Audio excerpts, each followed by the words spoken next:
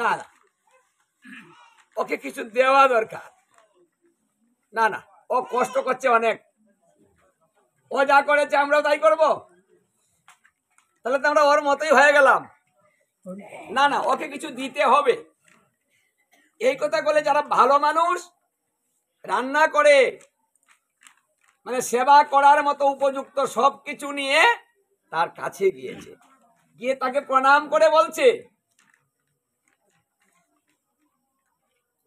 যে বাবা তুমি তো কিচ্ছু নিচ্ছ না, এই যে মানুষ অত্যাচার করছে কথাও বলছো না, দেখুন আপনার জন্য কি কৃপা করে গ্রহণ করুন।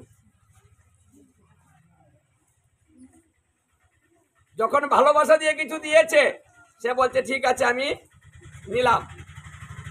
মানে যে ভালোবেসে যদি কেউ কিছু দেয় তাহলে সে নিবে, কিন্তু কারো কাছে কিছু চাবে না। এখন রাস্তা দিয়ে মানুষ যায়, ওই সন্ন্যাসীকে দেখে প্রণাম করে বলে আমার যদি এই কাজটা হয়ে যায় আমি একটা ভোগ এখানে দিয়ে যাব।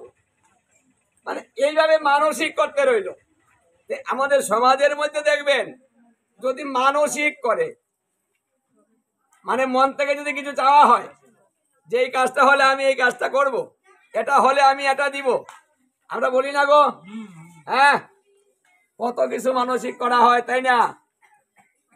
দূর কইতো আর ভাড়া, হ্যাঁ, আবার বাতেসা, হ্যাঁ, মানে যার মনের ইচ্ছা যেরকম মানসিক করে।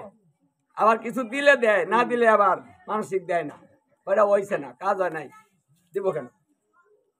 আর যদি কাজ হয়ে যায় তাহলে কিন্তু দাম বেড়ে গেল। ওই সন্ন্যাসীর কাছে প্রণাম করে কেউ কিছু বলে গেলে কাজটা হয়ে যায়।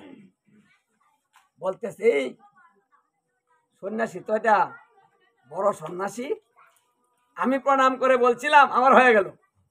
এই কথা শুনে আরেকজন কয় তাহলে আমি একটু যাই। আবার সে আইসা প্রণাম করে বলে যে ওটা যদি আমার হয়ে যায় তাহলে আমিও একটা ভোগ দিয়ে যাব, ওরটাও হয়ে গেল। এখন যেই বলে তারটাই হয়ে যায়। এখন সমানে তার এখানে জিনিস আসতে রইল। এখন সে খাবে কটা, মানে শেষ করতে পারতেছে না, অনেক সঞ্চয় হয়ে গেল তার, অনেক। কারণ সবারই কাজ হয়। আর এই কথা ছড়িয়ে পড়ছে চতুর্দিকে। যখন চতুর্দিকে ছড়িয়ে পড়ল, এখন তার পিছনে মানুষের আর কমতি নেই, সারাক্ষণ লেগে আছে মানুষ, আর মানসিক করে যাচ্ছে আর দিয়ে যাচ্ছে। এইভাবে সে বাক সিদ্ধ পুরুষ হয়ে গেল। মানে তার এই মনটা কন্ট্রোল করার কারণে ঈশ্বর তার প্রতি প্রসন্ন হয়েছে। দেখুন, যদি কেউ অত্যাচার সহ্য করতে পারেন তাহলে সেই ব্যক্তি খুব দ্রুত ভগবানের কাছে প্রিয় প্রাপ্ত হয়ে যাবেন, একেবারে প্রিয় হয়ে যাবেন। কারণ ভগবান যখন কেউ অত্যাচার করে আর সেই অত্যাচার সহ্য করতে পারে তখন ভগবান সেই ভক্তের কাছে দুর্বল হয়ে যায়। যার মন মানে এমন শক্ত করতে পারে তার কাছে ঈশ্বর তাড়াতাড়ি আসেন, কৃপা নিয়ে আসেন। এই উদ্যোগ এত দ্রুত সেই ব্রাহ্মণ সিদ্ধ পুরুষ হয়ে গেল, মানে বাক সিদ্ধ হয়েছে, মানে মুখে যা বলবে তাই হবে। এবং কেউ যদি কিছু চায় তাও পাবে। যদি কাউকে বলে তোমাকে আশীর্বাদ করি, তোমার কল্যাণ হোক, তাই হয়ে যায়। এইভাবে এই ব্রাহ্মণ মহাপুরুষ হয়ে গেল এবং নিত্য ভগবত সেবা দিয়ে সে প্রসাদ পাইতে শুরু করলো। এখন তো অভাব নেই। দেখুন, আপনি চেয়ে পাবেন না, কিন্তু যখন ভগবান খুশি হবে আপনাকে চাইতে হবে না, চাওয়ার পূর্বে দন আসবে। কারণ ভগবান বলেছেন আমি ভক্তের বোঝা বহনকারী। তিনি তো ভগবানের বোঝা, ভক্তের বোঝা ভগবান বহন করেন। তিনি কথাও দিয়েছেন এবং তা প্রমাণ করছেন যে আমি কোনো ভক্তকেই অভুক্ত রাখি না। যদি সে আমার ভক্ত হয়, আমি তার বোঝা বহন করে তার বাড়িতে নিয়ে যাই।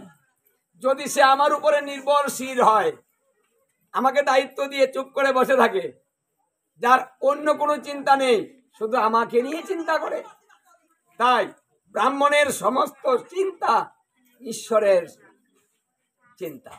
যে আমি আর কারোর জন্য চিন্তা করব না, কারোর জন্য ভাববো না, নিজের জন্যও না, কপালে যা আছে তাই হবে। এইভাবে সে সিদ্ধ পুরুষ হয়ে গেল। দেখো উদ্ধব, সে কিন্তু বেশি দিন ভজনা করেনি, কঠোর তপস্যাও করেনি, কিন্তু অল্প দিনে সে ভগবানের কৃপায় সিদ্ধ পুরুষ হয়ে গিয়েছে। শুধু মনটাকে কন্ট্রোল করেছে। তাই দেখুন, এখানে দ্রুত অন্য কোনো ভজনা করে ভগবানের নামটা জপ করে ভগবান পেয়েছে তা নয়, শুধু মনটাকে আয়ত্ত করেছিল এবং মনটাকে বশ করেছিল।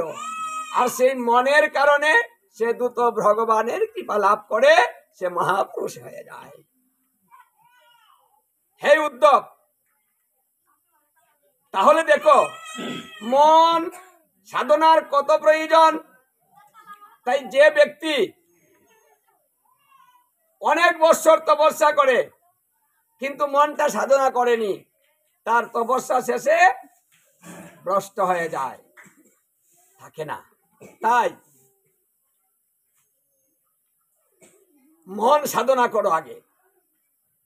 এই জন্য আমাদেরকেও ভগবান যেহেতু মন সাধনা কথা বলেছেন, আমাদেরও কর্তব্য নিজের মনটাকে কন্ট্রোল করা, কাউকে দোষারোপ না করা। যে যাকে বেশি কথা বলবে, যে যাকে দুর্নাম করবে, তার পাপ সেই বহন করে। তাই আমাদেরকে যদি কেউ কথা বলে, তাহলে জানবেন আপনার বন্ধু, ওর শত্রু হয় না। কারণ যে পাপ নেই সেই তো বন্ধু হয়, কিন্তু আমরা বুঝতে পারি না।